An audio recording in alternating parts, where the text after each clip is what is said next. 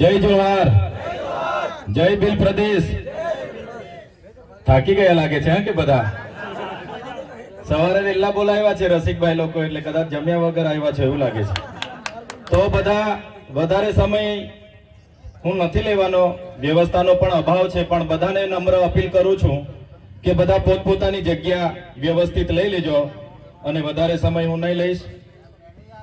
આજના જનજાગૃતિ અને સ્નેહ મિલનના કાર્યક્રમમાં મંચસ્થ ઉપસ્થિત છોટાઉદેપુર જિલ્લાના પ્રમુખ શ્રી એવા રાધિકાબેન રાઠવા, નર્મદા જિલ્લાના પ્રમુખ શ્રી એવા નિરંજનભાઈ વસાવા, ટીનાભાઈ ભીલ, રંજનભાઈ, મંચસ્થ તમામ આદરણીય સન્માનીય આગેવાનો, સાથે સાથે આ વિસ્તારના જુદા જુદા ગામોમાંથી પધારેલા વડીલો, યુવાનો, માતા બહેનો, ભૂલકાઓ, પ્રેસ મીડિયાના મિત્રો અને કાયદો અને વ્યવસ્થા જળવાય એ સંબંધિત ઉપસ્થિત પોલીસ અધિકારીઓ, બધાને ચૈતર વસાવાના જોહાર, ઉલ ગુલાન જિંદાબાદ.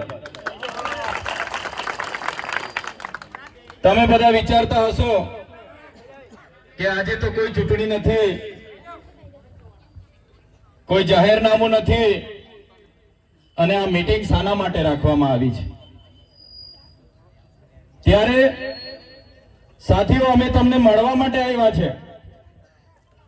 ઘણીવાર આપણા વિસ્તારના આગેવાનો ફોન કરે કે અમે મળવા માટે ડેડિયાપાડા આવીએ. ઘણીવાર કે અમારી આ રજૂઆતો છે. ત્યારે આજે નવા વર્ષના પહેલા દિવસે તમને બધાને મળીને પ્રકૃતિને પ્રાર્થના કરીએ છીએ કે આવનારું નવું વર્ષ સૌ માટે સુખ, શાંતિ, સમૃદ્ધિ સાથે સ્વચ્છ નિરોગી, સૌને સ્વસ્થ નિરોગી આયુષ્ય પ્રદાન કરે એવી પ્રાર્થના કરીએ છીએ. સાથે સાથે તમે ને અમે બધા જાણીએ છીએ, હમણાં મંચસ્થ ટીનાભાઈએ કીધું કે ગુજરાતમાં આટલા ધારાસભ્ય છે 182, પણ એમાં આપણા ચૈતરભાઈ સાહેબ જ બોલે છે. પણ અહીં બેઠેલા તમામ યુવાનો, વડીલો, માતા બહેનોને હું અપીલ કરું છું. ઘણા આગેવાનોએ મને સાહેબ સાહેબ સાહેબ કરીને કારના બોલે છે, પણ હું કોઈ સાહેબ નથી. મને તમારો ભાઈ, તમારો દીકરો બનાવીને રાખશો તો ગમશે. મારે કોઈ સાહેબ ભાઈ બનવું નથી, મારે કોઈ મસીહા બસિયા બનવું નથી, મારે કોઈ સાહેબગીરી બનવું નથી. કેમ કે તમે મને સાહેબ બનાવશો તો તમારો ને અમારો અંતર વધી જશે, એટલે મને ભાઈ બનાવીને તમારે રાખવાનો છે. રાખશો ને બધા? સાથીઓ, હું તમને કહી દેમ, ગુજરાતી પાર્ટીમાંથી લડે છે, કોઈ બીટીપી માંથી લડે છે, કોઈ ભારત આદિવાસી પાર્ટીમાંથી લડે છે, કોઈ સપામાંથી લડે છે, કોઈ બહુજન સમાજ પાર્ટીમાંથી લડે છે, પણ આખરે ચૂંટાઈને તો આદિવાસી જ વિધાનસભામાં જાય છે ને. 27 બેઠકો આદિવાસીઓ માટે અનામત છે. છેલ્લે ચૂંટાઈને તો આદિવાસીઓ 27 જણ જ વિધાનસભામાં જાય છે. બધાએ બોલવું પડે, પણ જ્યારે આદિવાસી સમાજને માટે બોલવાની વાત હોય, એક બે ધારાસભ્યને છોડીને કોઈ આદિવાસી ધારાસભ્ય વિધાનસભામાં આપણા સમાજ માટે બોલતા નથી. કેમ કે એ લોકોને ટિકિટની ચિંતા છે. આજે આટલો બધો આપણા વિસ્તારમાં અન્યાય અત્યાચાર થાય છે, કોઈ બોલતું નથી. એમને પાર્ટીએ રિમોટ થી ચલાવે છે પાર્ટી, એમની પાર્ટીની ટિકિટ થી પડેલી છે. ત્યારે આજે તણખલાના આ મંચ પરથી હું તમને કહેવા માંગુ છું, હું જે વિધાનસભામાંથી ચૂંટાઈને આવું છું એ આદિવાસી રિઝર્વ એટલે કે આદિવાસી અનામત બેઠક છે. મને કોઈ પાર્ટી ટિકિટ આપી દે, પણ આદિવાસીનો જાતિનો દાખલો મારા ફોર્મમાં હું નહીં મૂકું તો મારું ફોર્મ પાસ થવાનું છે નથી. ફોર્મ મારું પાસ થશે? કોઈ પણ પાર્ટી મને ટિકિટ આપી દે, પણ મારો આદિવાસીનો જાતિનો દાખલો હું નહીં મૂકું તો મારું ફોર્મ પાસ થવાનું છે ભાઈ? પાસ થવાનું છે? નથી થવાનું ને. એટલે આદિવાસીના જાતિના દાખલાથી હું ધારાસભ્ય બન્યો છું. મારા ડેડિયાપાડાના આદિવાસી સમાજના આશીર્વાદથી હું ધારાસભ્ય બન્યો છું. આજે તમારી વચ્ચે આવ્યો છું તો આદિવાસી સમાજના ધારાસભ્ય તરીકે આવ્યો છું. જે દિવસે મારી પાર્ટી પણ આદિવાસી સમાજ માટે બોલતા મને રોકશે, તે દિવસે સૌથી પહેલા મારી પાર્ટીના પાટિયા ચૈતર વસાવા પહેલા ઉતારીને મૂકી દેશે. આ ખુલ્લા મંચ પરથી કહીએ છીએ અમે,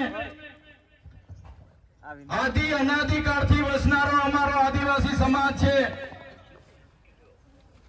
આદિવાસી સમાજની સંસ્કૃતિ હજારો વર્ષ જૂની છે. સિંધુ ખીણની સંસ્કૃતિમાં તમે જોઈ લેજો, હડપ્પાની સભ્યતામાં જોઈ લેજો, એ આદિવાસી સંસ્કૃતિ 10-12 વર્ષ પહેલાની આપણી સંસ્કૃતિઓ છે. અહીંના મૂળ માલિકો છે આપણે, આદિવાસી હોય, એસસી હોય, માઇનોરિટી હોય, ઓબીસી હોય, આપણે આ દેશના મૂળ માલિકો છે. આજે મૂળ માલિકોની હાલત શું બનાવી દીધી છે? આજે મૂળ માલિકોને આજે મજૂર બનાવીને રાખી દીધા છે. તમે જોઈ લો આજે મૂળ માલિકોની હાલત શું છે. મેં નથી કહેતો, આપણું દેશનું બંધારણ કહે છે કે આદિવાસી આ દેશનો મૂળ માલિક છે. 5મી અનુસૂચિનું 243 આર્ટિકલ ક કહે છે, સુપ્રીમ કોર્ટ કહે છે કે આદિવાસી આ દેશનો માલિક છે. આર્ટિકલ 243 ક તમે વાંચી લેજો. આદિવાસીની જમીન કોઈ ત્રીજો વ્યક્તિ લઈ ન શકે, એમાં પ્રાવધાન છે. પેશા એક 1996 તમે વાંચી લેજો, બહારનો વ્યક્તિ આદિવાસીઓમાં જમીન નહીં લઈ શકે. 73 તમે જોઈ લો, આદિવાસીઓની જમીન બિન આદિવાસીઓ નહીં લઈ શકે. આટલા બધા સંવિધાનમાં પાવર આપ્યા છે. સંવિધાન અને સુપ્રીમ કોર્ટ કહે છે આદિવાસી એનો મૂળ માલિક છે, છતાં આજે મૂળ માલિકને આ સરકારોએ આજે મજૂર બનાવી દીધો છે. તમે જોઈ લો આપણો ઇતિહાસ, રામાયણ ઉઠાવીને વાંચી લેશો, સબરી ભીલનો જે ઇતિહાસ છે, નિષાદ રાજાની જે વાત આવે છે, એ કોણ હતા? એ ભીલ હતા. મહાભારત ઉઠાવીને વાંચી લેજો, એકલવ્ય જે અંગૂઠો કાપીને આપી દીધા ગુરુ દ્રોણાચાર્યને, કોણ હતા? એ આપણા આદિવાસી ભીલ હતા.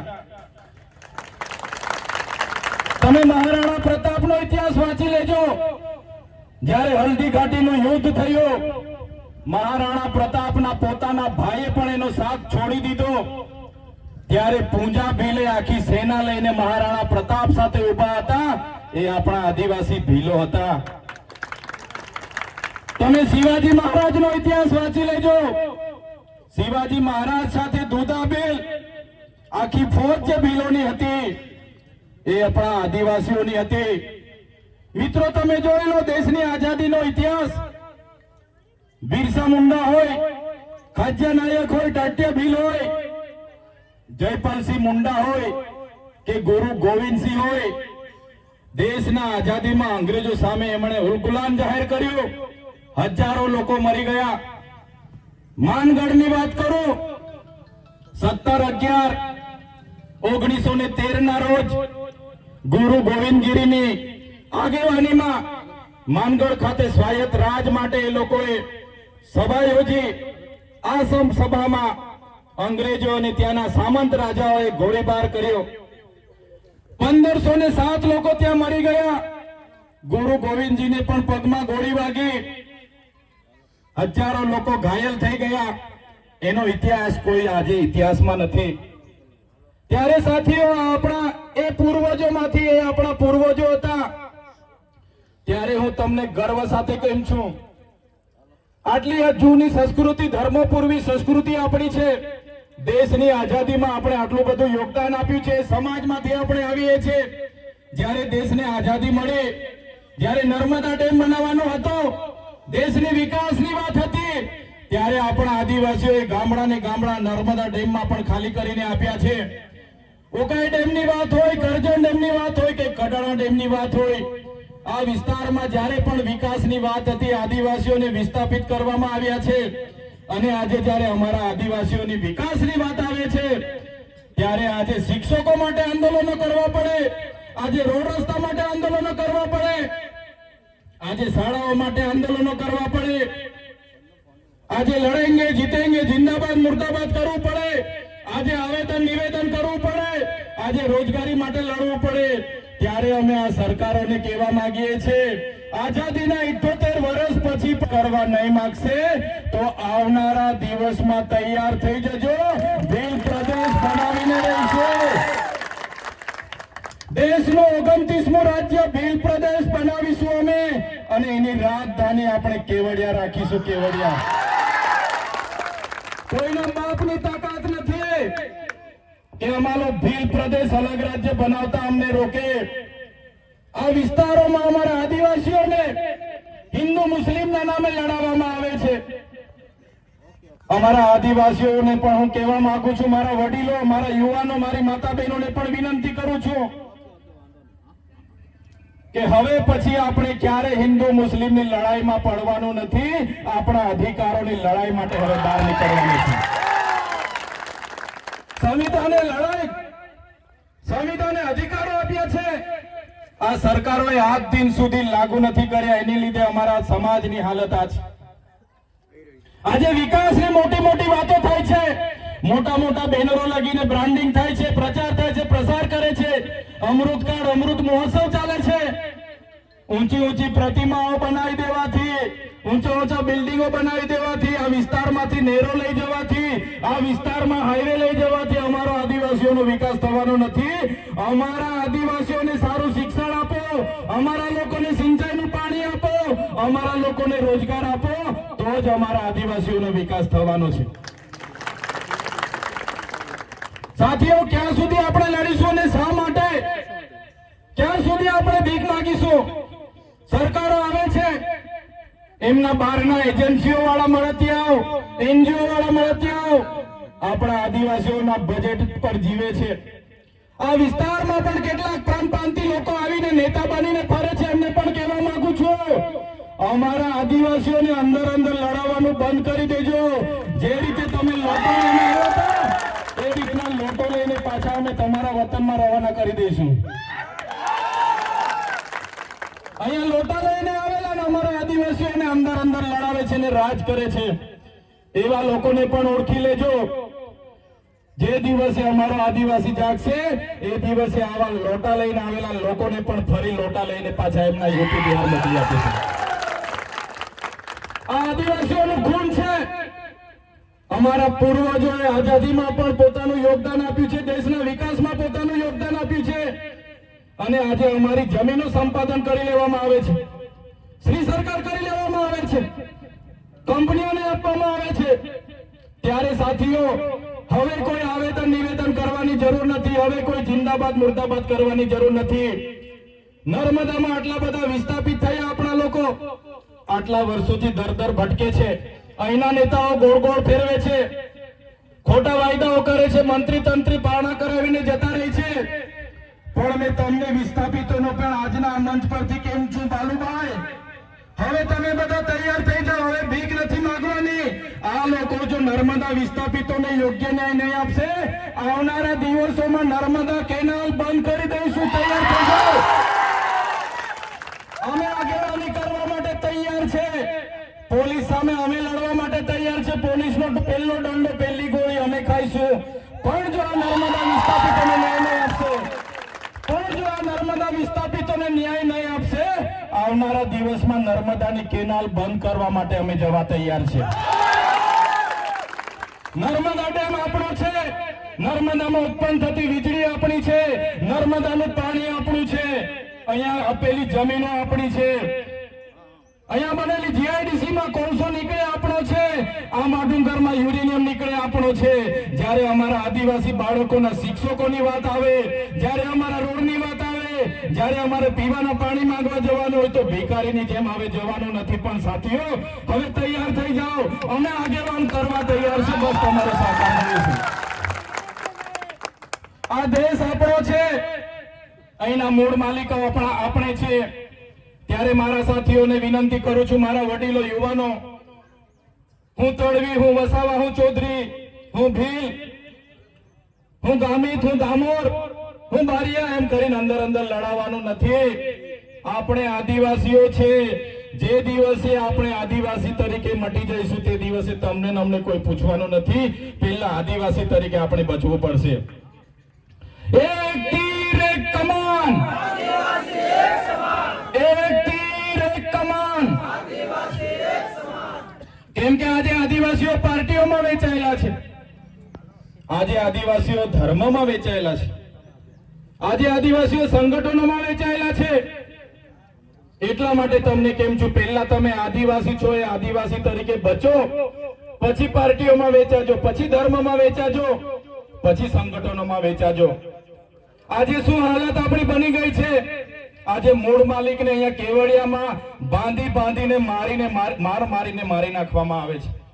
યાદ છે તમને? આજે કેવડિયા જેવી આપણો વિસ્તાર, આપણી વસ્તી, આપણી જમીન, છતાં આપણા યુવાનોને બાંધીને મરી જાય ત્યાં સુધી મારવામાં આવે છે. આજે મણિપુરમાં જોઈ લો તમે, આપણી આદિવાસી મા બેટીઓને નગ્ન પરેડો કરાવવામાં આવે છે. આજે મધ્યપ્રદેશમાં તમે જોઈ લો, આજે આપણા આદિવાસીઓને બેસાડીને ઉપર મૂત્ર વિસર્જન કરવામાં આવે છે. ક્યાં સુધી આપણે વેઠીશું? શા માટે વેઠીશું? એટલા માટે અમે તમને આહવાન કરીએ છીએ, મારા યુવાનો, જાગી જાઓ. અમે આગેવાની લેવા માટે તૈયાર છે. હવે બહાર આવવાની જરૂર છે.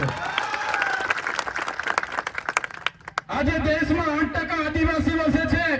આજે ગુજરાતમાં 15% આદિવાસી વસે છે. મારા સાથીઓ, આજે તમે જોઈ લો આદિવાસી સાથે કેટલો અન્યાય થાય છે.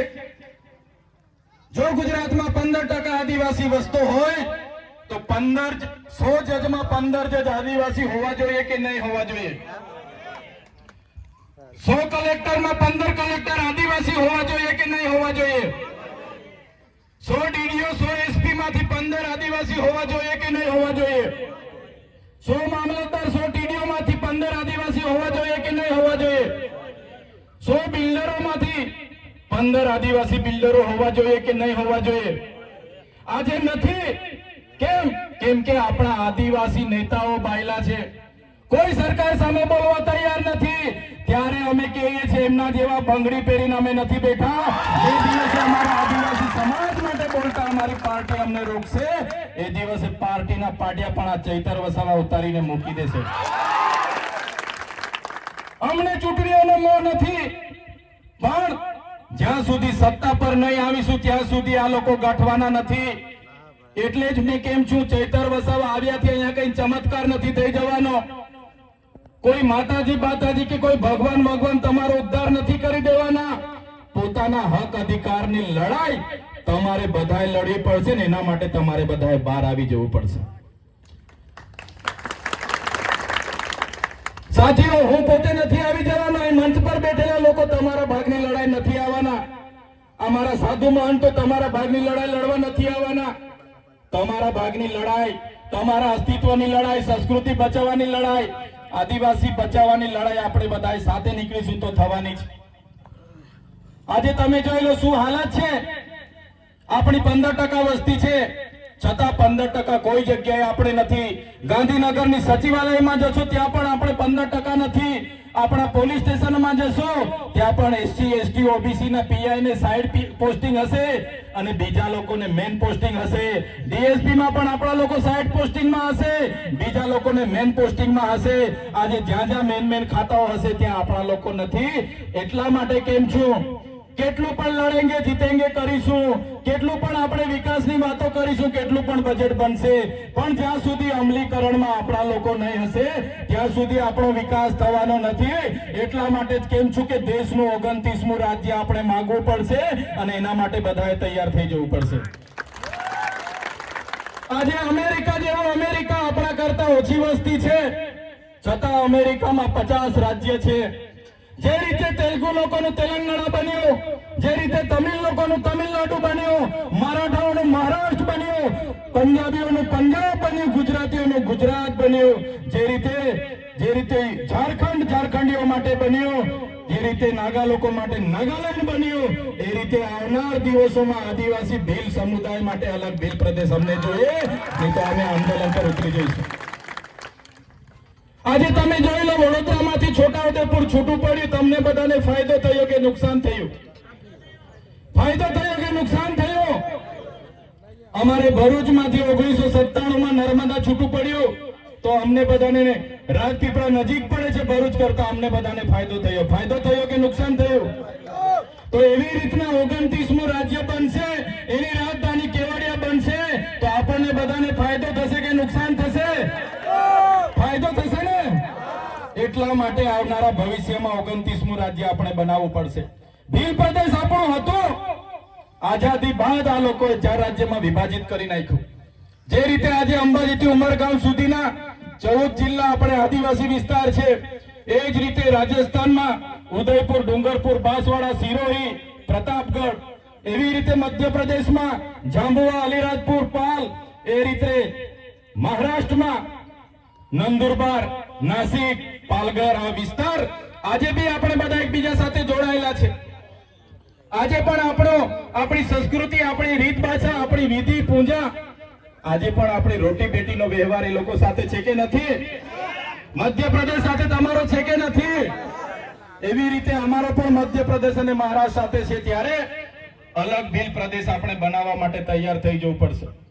સાથીઓ, આજે આ વિસ્તારમાં તમે જોઈ લો શું હાલત આ નેતાઓ બનાવી છે. આજે કોઈ પણ નેતા સમાજ માટે બોલવા તૈયાર નથી. આજે આપણા વિદ્યાર્થીઓ માટે ફ્રી સીપ કાર્ડ હતા, એ બંધ કરી દીધા. એક પણ નેતાએ એક પણ સ્ટેટમેન્ટ આપ્યું નથી. આજે જાતિના દાખલાઓના મેળાવડા કરીને બીજાને આપવામાં આવે છે અને આપણા લોકોને આજે લાઈનો પર કરી દીધા છે. એક પણ નેતા બોલવા માટે તૈયાર નથી. એટલા માટે હવે આપણે બધાએ જાગીને આ રાજ સત્તા આપણે લેવી પડશે. લેવા માટે તૈયાર છો ને બધા? સાથીઓ, વધારે વિશેષ નથી કહેતા. આજે તો તમને અમે મળવા માટે આવ્યા હતા. તણખલામાં આગળ પણ અમે આવ્યા હતા, પણ શું થાય છે, ઘણા લોકો ઊંચો હાથ કરીને મળીને જતા રહે. પૂછીએ કે શું કામ છે, તો ઘણા કે હું આધાર કાર્ડ લેવા જાઉં છું, ઘણા કે રેશન કાર્ડ લેવા જાઉં છું. આપણે બધા ભેગા નહીં થઈએ એવી સરકારની માનસિકતા છે. આપણે બધા નવરા પડી નહીં જઈએ એવી સરકારની માનસિકતા છે. તમે આજે જોઈ લો, સરકાર એવું ઈચ્છે છે કે આ એસટી, એસસી, માઇનોરિટી, ઓબીસી સમાજ ભેગો થશે તો એમના અધિકારો માંગશે, આપણી પાસે શિક્ષણ માંગશે, આપણી પાસે રોજગાર માંગશે, સિંચાઈનું પાણી માંગશે. એટલે આ સમાજને ભેગો નહીં થવા દેવાનો. તમે જોઈ લો આજે આપણી હાલત શું કરી નાખી છે. સંવિધાન કહે છે, બંધારણ કહે છે કે આદિવાસી મૂળ માલિક છે, અનુસૂચિ 5 માં કહે છે કે મૂળ માલિક છે, સુપ્રીમ કોર્ટ કહે છે કે મૂળ માલિક છે. અને આજે આદિવાસીને પોતે અહીંયા બેઠેલા તમે બધા તણખલાના છો, આ દેશના નાગરિક છો, એ સાબિત કરવા માટે કેટલા દાખલા આપવા પડે છે ખબર છે ને બધાને? આજે મૂળ માલિકને પોતે દેશના નાગરિક છે એ સાબિત કરવા માટે કેટલા પુરાવા આપવા પડે છે ખબર છે કે યાદ કરાવો? ખબર છે તમને? કેટલા પુરાવા માંગે છે જણાવો મને. તમે દેશના નાગરિક છો, તમે અહીંયા જીવો છો, એ જીવત હયાતી માટે કેટલા પુરાવા આપવા પડે છે ખબર છે તમને? સરકાર ઈચ્છે છે એસસી, એસટી, ઓબીસી અને માઇનોરિટી ક્યારે ભેગા નહીં થાય, ક્યારે આંદોલન નહીં કરે, ક્યારે શિક્ષણ નહીં માંગે, રોજગાર નહીં માંગે, મોંઘવારી નહીં નડે. એના માટે એમને લાઈન ઉપર રાખો. તમે જોઈ લો, જે સરકારોએ આપણને આધાર કાર્ડ આપ્યા, જે સરકારો આપણને રેશન કાર્ડ આપ્યા, અને આપણી કટિયામાં નામ હોય એટલે આપણી ખેડૂત, સાચી વાત છે કે ખોટી વાત છે? છતાં આજે એ જ આધાર કાર્ડ અપડેટ કરાવવા માટે સરકારે કીધું કે તમે આધાર કાર્ડ અપડેટ કરાવો, અપડેટ નહીં કરાવશો તો હવે પછી કોઈ લાભ મળવાનો નથી. કીધું કે નહીં કીધું આપણને? આપણે બધા છોકરાઓને લઈને અપડેટ કરાવવા માટે લાઈન પર ઉભા રહ્યા કે નહીં ઉભા રહ્યા? 2 મહિના ઉભા રહ્યા ને આપણે. માંડ એ કામ પૈતું, પાછું સરકારે કીધું કે તમારી પાસે જે રેશન કાર્ડ છે એને તમે કેવાયસી કરાવો, બાકી તમારું અનાજ અમે બંધ કરી દઈશું. કીધું કે નહીં કીધું? આપણે ફરી રેશન કાર્ડ લઈને લાઈન પર જતા રહ્યા કે નહીં જતા રહ્યા? એ પૂરું નથી થઈ ત્યાં સુધી સરકારે કીધું કે તમે ખેડૂત છો એ સાબિત કરવા માટે ખેડૂત રજીસ્ટ્રેશન કરાવો, નહીં તો તમને હવે ખેડૂત તરીકે માનવામાં નહીં આવશે ને તમને લાભ મળશે નહીં. કીધું કે નહીં કીધું આપણને? આપણે પાછા ખેડૂત તરીકે રજીસ્ટ્રેશન કરવા લાઈન પર ઉભા રહી ગયા. ત્યારે સરકારને કહેવા માંગીએ છીએ આધાર કાર્ડ તમે આપ્યા છો, રેશન કાર્ડ તમે આપ્યા છે, અને કટિયામાં અમારું નામ, અમારી માલિકીનું નામ હોય એટલે અમે ખેડૂત, એમાં શું કામ અમારે રજીસ્ટ્રેશન કરાવવાનું? પણ આ સરકાર તમને મહિનાઓ સુધી લાઈન પર રાખવા માંગે છે. બાકી સરકાર ધારે એમની પાર્ટીનો તમારે સભ્ય બનવું હોય તો સરકાર કે તમે ઘરે બેસીને મિસ કોલ મારી દો એટલે અમારા પાર્ટીના તમે સભ્ય બની જાવ છો. કે છે કે નથી કહેતું? જોવા દેવા એ છે ને, અમારી પાર્ટીમાં રજીસ્ટ્રેશન કરો, સભ્ય બનવા માટે મિસ કોલ મારો એટલે આપણે મિસ કોલ મારી એટલે પાર્ટીના સભ્ય બની જઈએ કે નથી બની જતા? તો સરકારને કહેવા માંગીએ છીએ કે એવું કોઈ લાવો, એવી કોઈ સિસ્ટમ લાવો કે અમે ઘરે બેઠા મિસ કોલ મારીને આધાર કાર્ડ બી અપડેટ થઈ જાય, રેશન કાર્ડ બી કેવાયસી થઈ જાય. સાચી વાત છે કે ખોટી વાત છે? પણ સરકારને એ પરવડતું નથી, એ લાઈનો પર રાખવા માંગે છે. આજે તમે આ દેશના માલિક છો, મૂળ માલિક કહેવામાં આવે છે, પણ આજે તમે દેશના નાગરિક છો એ સાબિત કરવા માટે કેટલા પુરાવા જોઈએ છે? મને જેટલા યાદ છે, કેમ છું, ધ્યાન આપજો, બધા લોકો ધ્યાન આપજો. આજે જાણી જોઈને સરકાર તમે દેશના નાગરિક છો એ સાબિત કરાવવા માટે કેટલા પુરાવા માંગે છે, જોજો તમે. પહેલા તો તમને માં કહેશે ભાઈ જન્મનો દાખલો લાવો, કે છે ને, આધાર કાર્ડ લાવો, શાળાની સર્ટી લાવો, જાતિનો દાખલો લાવો, આવકનો દાખલો લાવો, રેશન કાર્ડ લાવો, કટિયા લાવો, પંચાયતમાં કઈ લેણું બાકી છે કે તે લઈ આવો, ઘરવેરાની પાવતી લઈ આવો, આકારણી લઈ આવો, લાઇટ બિલ લઈ આવો, પાન કાર્ડ લઈ આવો, પોલીસ સ્ટેશને કોઈ ગુનો નોંધાયો છે કે નહીં એનઓસી લઈ આવો. કે છે કે નથી કહેતા? ને હવે વડીલ કોઈ લાભ લેવા જાય મામલતદારમાં કે ટીડીઓમાં કે સાહેબ મને બોર મોટર કરી આપો ને, તો મામલતદાર ને ટીડીઓ કહે છે કે જા ભાઈ પહેલા તું પંચાયત પર હયાતીનો દાખલો લઈ આવ. હયાતીનો દાખલો બી માંગે છે ને.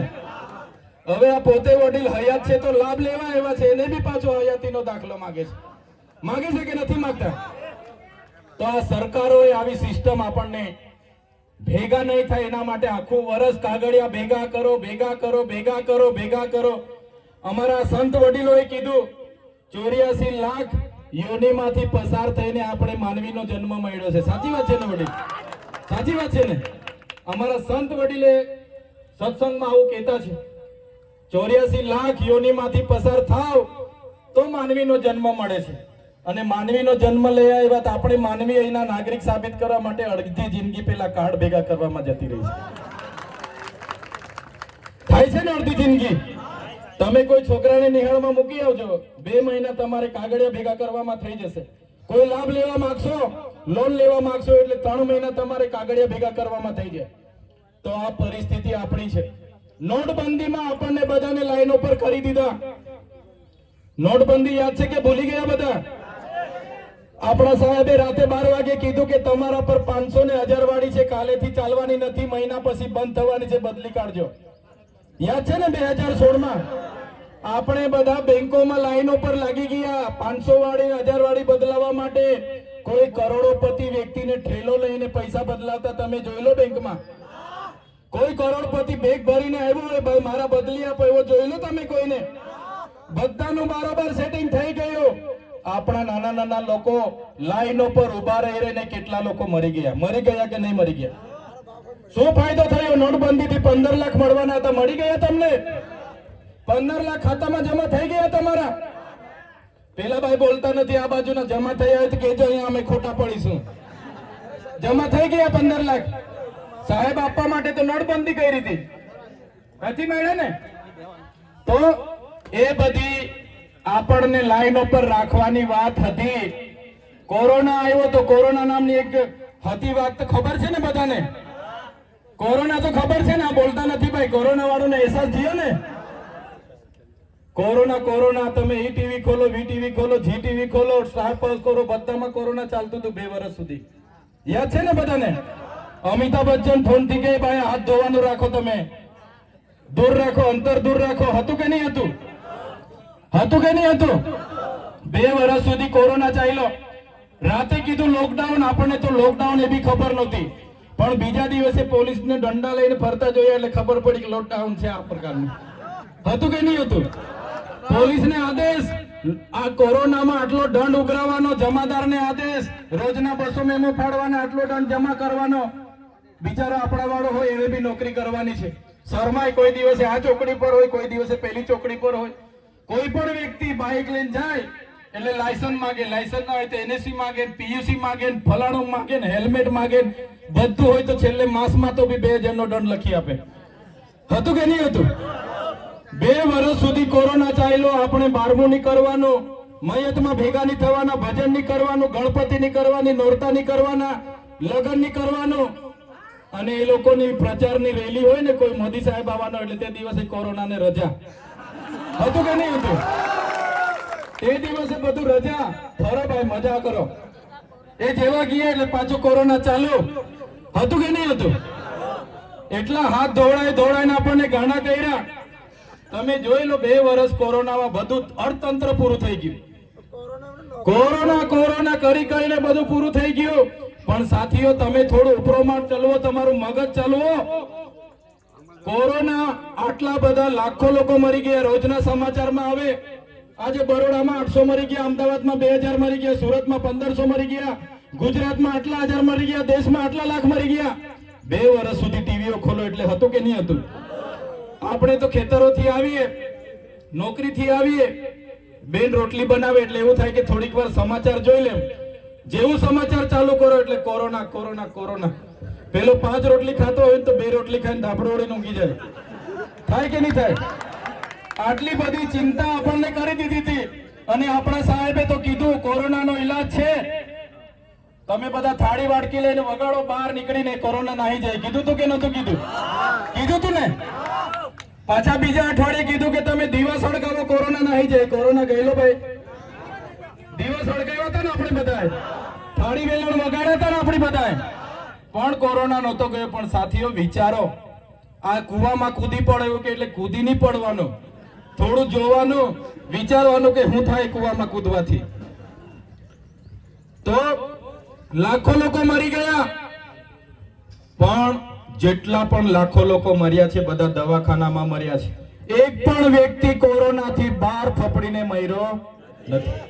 અહીંયા કવાટમાં હાટ ભરાય એટલે લોકો ઠોકાયા કરે. અમારે દેવમોગરા, અમારે ડેડિયાપાડામાં હાટ ભરાય, અમદાવાદ રેલવે સ્ટેશન, બસ સ્ટેન્ડમાં લોકોને ઠોકાયા કરે. કોઈ દિવસ કોઈ ભિખારી પણ કોરોનાથી બહાર ફફડીને મર્યો નથી. ને આપણે તો હાથ ધોઈને ગાંડા થઈ ગયેલા. સાચી વાત છે કે ખોટી વાત છે? કોઈ ગાંડો બી 3-5 મહિના નીના એવો કોઈ ગાંડો બી નાયા ધોયા વગર મર્યો નથી. છતાં આપણને ગાંડા કરી નાખ્યા. 2 વર્ષ કોરોના ચાલ્યો, એક પણ વ્યક્તિ કોરોનાથી બહાર ફફડીને મર્યો નથી. જેટલા પણ લોકો કોરોનાથી મર્યા છે બધા લોકો દવાખાનામાં મર્યા છે. એનો આજ દિન સુધી કોઈ રિપોર્ટ સરકાર પાસે નથી કે શાના લીધે મર્યા છે. આ સરકારે આ રીતની આપણી સાથે વર્તાવ કર્યો છે. આ મોબાઈલ તમારી પાસે બધા પર છે. મોબાઈલ, આ મોબાઈલમાં દિલ્હીમાં કઈ થાય, આ મોબાઈલમાં કોલકાતા, ચેન્નઈ કે બોમ્બેમાં આગ લાગે, ટ્રેન ઠોકાય કલકત્તામાં, બીજા દિવસે મોબાઈલમાં આવી જાય છે. આવી જાય છે કે નથી આવી જતું? કોઈ નાનો છોકરો ખોવાઈ જાય તો બી હવે આ છોકરો કોનો છે, અમને અમદાવાદમાં મળ્યો છે, આવે છે કે નથી આવતું? કોરોનામાં લાખો લોકો મરી ગયા. एकाध वीडियो तो दिल्ली, बॉम्बे के चेन्नई, कोलकाता थी आवो જોઈએ ને. देखो भाई ये बंदे को कोरोना हुआ है, ये बंदा अभी तड़प के मरने वाला. एकाध वीडियो ઉતારીને આવેલો છે તમારા પર. કોઈ ફફડીને મરતું હોય ને એકાદ વીડિયો ઉતાર્યો એવો આવ્યો છે તમારા પર. એટલે સમજો આ સરકારો શું કરવા માંગે છે. એટલે જાગવાની જરૂર છે, ડરવાનું નથી. જે સુધી એક મુઠ્ઠી થઈશું તો સરકાર સામે ટકીશું. એકલ દોકલ લડશું તો પોલીસ વાળાને આપણી સામે મૂકી દેશે, આર્મી વાળાને, એસઆરપી વાળાને મૂકી દેશે. આજે કેવડિયાની જે હાલત બનાવી છે એ જ હાલત આવનારા દિવસોમાં બધાની થવાની છે. તો સાથીઓ, અમારું કામ છે જાગૃત કરવાનું, અમારું કામ છે એક કરવાનું, અમારું કામ છે હક અધિકારો માટે લડવાનું. અને જે અમે બોલીએ છીએ એ અમારો અનુભવ, અમારો અભ્યાસ કહે છે. એટલે તમારા બધાને અમે કહેવા માંગીએ છીએ કે વિશ્વની સૌથી મોટી પ્રતિમા આપણે કેવડિયામાં બનતી હોય અને કેવડિયામાં સરકારી શાળા ના હોય, ત્યાંના 10 કિલોમીટર પર આવેલું ચાપડ ગામમાં રસ્તો ના હોય, ત્યાંથી 15 કિલોમીટર આવેલું તુરખેડા ગામમાં રસ્તો ના હોય, અને આપણી મા બેટીઓ પ્રસૂતિની પીડાથી રસ્તે મરી જતી હોય, તો આ આદિવાસીઓનો વિકાસ હવે ચલાવવા માટે અમે સહમત નથી. તમારો સહકાર જોઈએ છે. આવનારા દિવસોમાં સરકારોને આપણે ઉખેડીને ફેંકી દેવાની છે. આ વિસ્તારોમાં નળ સે જલમાં કરોડો રૂપિયાના કૌભાંડો થયા. નળમાં આજ દિન સુધી પાણી નથી આવતું, માત્ર હવા આવે છે. હવા નીકળે છે ને કે પાણી આવે છે? આ વિસ્તારોમાં એટલા બધા પ્રોજેક્ટો થયા કરોડોના, એક પણ પ્રોજેક્ટ આદિવાસી સમાજને ફાયદાકારક નથી થયો. ત્યારે વધારે વાત નથી કહેતો, પણ આ વિસ્તારમાં નર્મદા વિસ્થાપિતો ઘણા મારા સાથીઓ અહીંયા ઉપસ્થિત છે, મારી માતા બહેનો, મારા યુવાનો. આ સરકારને એકવાર છેલ્લી વાર પૂછી લઈએ આપણે, એ સરકારો આપણને નર્મદા વિસ્થાપિતોને ન્યાય આપવા માંગે છે કે કેમ? અગર આ લોકો ન્યાય આપવા નહીં માંગશે, આવનારા દિવસોમાં અમે આહવાન કરીશું, તમે બધા લોકો નીકળીને આવી જજો. નર્મદા કેનાલ આપણે બંધ કરવા માટે પહોંચી જવું પડશે. તો વધારે વિશેષ નથી કહેતા. ઘણા સમયથી તમે બધા બેઠા છો. ટૂંકા સમયે તમને બધાને આમંત્રણ આપ્યું. અહીંયા વ્યવસ્થાનો અભાવ હોવા છતાં પોતાના સ્વખર્ચે પોતાનો કિંમતી સમય આપીને મોટી સંખ્યામાં મારા સંતો, મહંતો, વડીલો, યુવાનો, માતા બહેનો અને ભૂલકાઓ સૌ અહીં ઉપસ્થિત થયા છો. મંચસ્થ તમામ આગેવાનો, પ્રેસ મીડિયાના મિત્રો, પોલીસ અધિકારીઓ, બધા જ લોકોનો હું દિલથી આભાર માનું છું. અને આવી જ રીતના આવનારા ભવિષ્યમાં પણ અમને સહકાર અને આપણે બધા એક થઈને આગળ વધીએ એ જ અપેક્ષા સાથે મારી વાણીને હું વિરામ આપું છું. જય આદિવાસી, જય જોહાર, જય ભીમ પ્રદેશ. હાલો રવિભાઈ, સ્વાગત કરી દો સાહેબ નું. કઈ કરી દો વાંધો.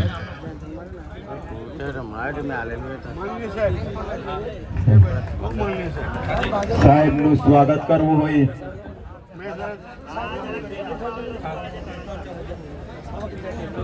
કાર્યક્રમને હવે પૂર્ણાહુતિ કરીશું. પોતપોતાના અલગ અલગ વિસ્તારમાંથી આવેલા મારા માતા બહેનો, વડીલો, ભૂલકાઓને શાંતિથી જવા માટે આહવાન કરું છું. મારા વિસ્તારના તમામ આગેવાનો, વડીલોને પણ વિનંતી કરું છું, શાંતિથી જજો. તમે ઉતાવળના કોતા આરંભ જોહાર, જય આદિવાસી.